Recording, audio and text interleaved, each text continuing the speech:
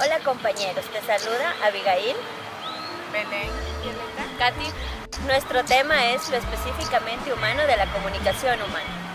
empecemos con una breve introducción. Esta dialéctica está en formas nuevas de ser el mundo y de estar en el mundo, en la que las contraposiciones se van superando, es decir, donde la naturaleza transformada por la actividad humana desenvuelve su ser naturaleza en lo que la humaniza. Por ejemplo, en la diversidad de plantas y animales genéticamente distintos que han surgido de la domesticación, y en donde los grupos humanos desenvuelven su ser humanidad en lo que les naturaliza. Por ejemplo, la diversidad de modelos de familia adaptadas para sobrevivir en las épocas glaciales e interglaciales. Las extinciones de todas las especies humanas antecesoras al tiempo destruidas y conservadas en lo que les sustituyen es la mejor prueba de dialéctica. El mecanismo evolutivo que da origen a la realidad.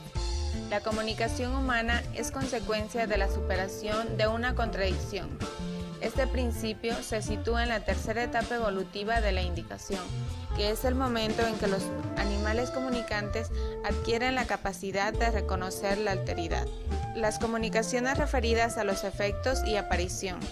La comunicación da cabida a la mención de los otros, y esa referencia les identifica como a otros sujetos y no como objetos de interacción, lo cual significa que los actores son capaces de referirse a la naturaleza del vínculo entre ellos, como el objeto del cual se comunica, que es lo mismo que decir que ha hecho su aparición su conciencia. La comunicación simbólica de los grupos animales. La aparición de esta tercera etapa de las interacciones comunicativas da carta de naturaleza a la organización simbólica de los grupos animales y a la distinción simbólica entre los individuos del grupo. Una innovación que trajo consecuencias irreversibles para el funcionamiento de la naturaleza. La comunicación de los actores utiliza para informar a los propios sobre las relaciones internas. Es por definición comunicación endogámica, es decir, se basa en la distinción entre quienes son y no son miembros del grupo y quienes conciernen al grupo y a sus miembros. El desarrollo de una comunicación especializada en las relaciones endogámicas aporta importantes ganancias, entre ellas destacan las siguientes. Ritualiza los conflictos, organiza el reporte de los recursos y de las tareas. Así, el funcionamiento interno es más eficiente y esa mejora se reflejará en el principio. En ventajas adaptativas como respecto a los grupos con los que se compite por los recursos. Esa distinción es de naturaleza simbólica, por lo cual está construida a nivel de representaciones, pero tiene su fundamento en las desigualdades que los grupos organizados generan entre sus miembros, en las posiciones que ocupa cada miembro en el grupo a la hora de satisfacer las necesidades, por ejemplo, según el orden en el que cada uno come o tiene acceso a las hembras. En las afinidades para designar un componente emocional que está programado en las especies que crían.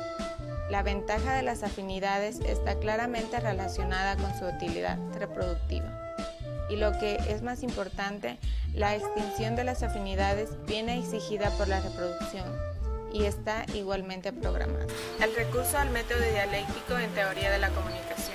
El método dialéctico se usa para analizar procesos en los que se contraponen sistemas que están implicados entre ellos y sin embargo obedecen a leyes diferentes.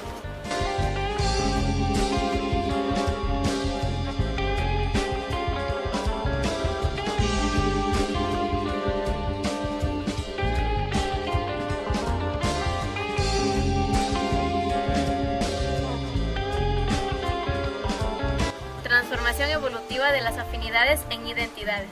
Cuando entran en juego las afinidades en las interacciones, lo que está sucediendo es que las emociones se han incorporado a los mecanismos de la selección y reproducción.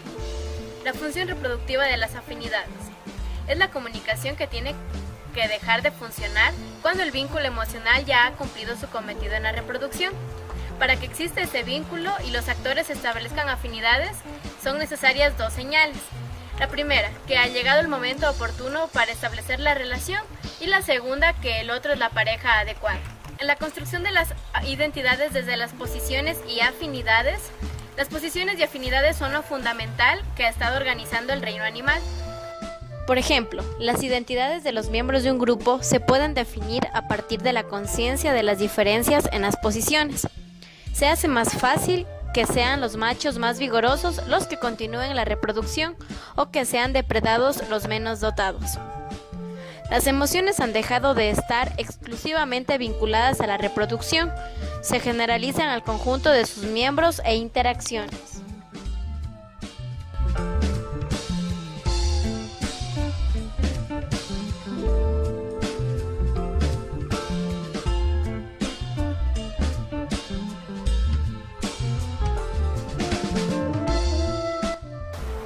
Conflicto entre las afinidades y los mecanismos universales de selección natural. La inversión se produce cuando la afinidad se transforma en la identidad y viceversa.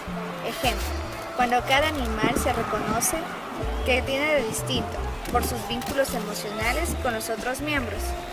La implicación de los vínculos emocionales en organización de grupos es una innovación favorable. La reproducción de los individuos y de los propios grupos seguirá estando sujeta a la viabilidad que hayan conseguido esas sociedades. De ahí se derivan dos opciones adaptativas contrapuestas. La primera, grupos cuyos miembros empleen la capacidad comunicativa de operar con alteridad para identificarse con las posiciones que ocupan en la jerarquía a la hora de satisfacer sus necesidades. Estos grupos tendrán la ventaja evolutiva por esta vía de conciencia de los especímenes que quedan determinados por su instinto. Grupos que emplean esa misma capacidad comunicativa de operar con alteridad para reforzar los vínculos basados en las afinidades. La mayoría de estos grupos se habrán extinguido, salvo aquellos en que las afinidades selectivas de sus componentes hayan configurado de una organización variable. Capacidad creadora que tiene la evolución. El comienzo de la humanización. Por primera vez la conciencia asume el control de la organización del grupo y el grupo adquiere la responsabilidad de la satisfacción de las diferentes necesidades que tiene cada uno de los miembros. Encamina a la comunicación y a los comunicantes a evolucionar en la sociedad. Pudiera parecer que con la humanización la conciencia hubiese quedado fuera de la naturaleza, pero en realidad sucede precisamente lo contrario, porque la conciencia del humano en una sociedad humana es altamente productiva de tipos de sociedades. Durante el transcurso de la hominización, naturaleza y conciencia se han seguido contrarios.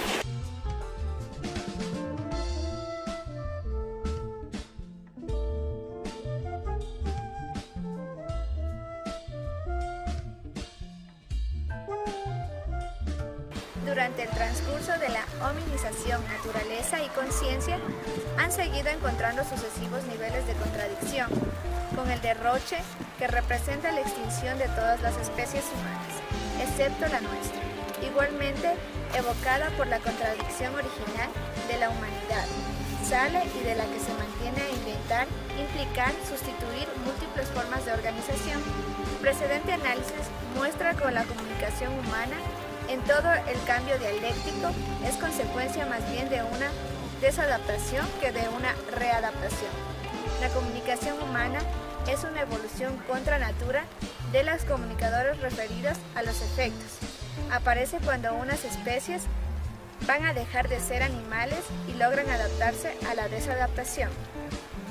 Es decir, cuando consigue vivir en organizaciones sociales permanentemente vulnerables.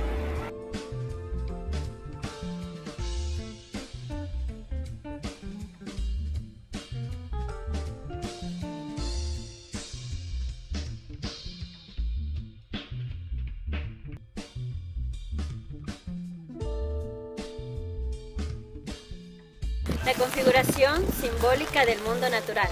La humanidad ha multiplicado el surtido de materiales expresivos. Se sirve para expresarse de las cosas de la naturaleza, igual que muchos comunicantes animales. Por eso es la única especie que hace un uso simbólico de todas las cosas físicas que existen en los ecosistemas. La incorporación de lo inefable al universo de los referentes de la comunicación.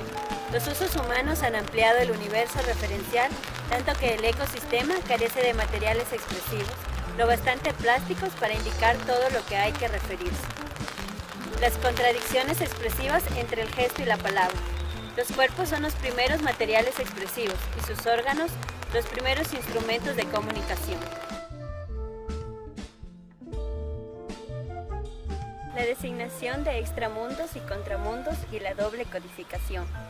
La comunicación humana reconstruye el universo referencial para incluir también lo que no se muestra, aquello que no puede ser ni observado ni experimentado, lo que no tiene efectos físicos.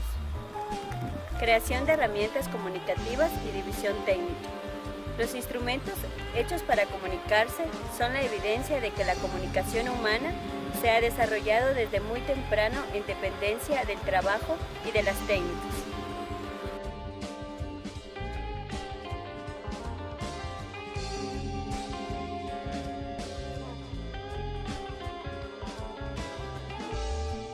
La humanización se puede considerar concluida cuando la especie a la que nosotros pertenecemos se queda como única representante de la humanidad.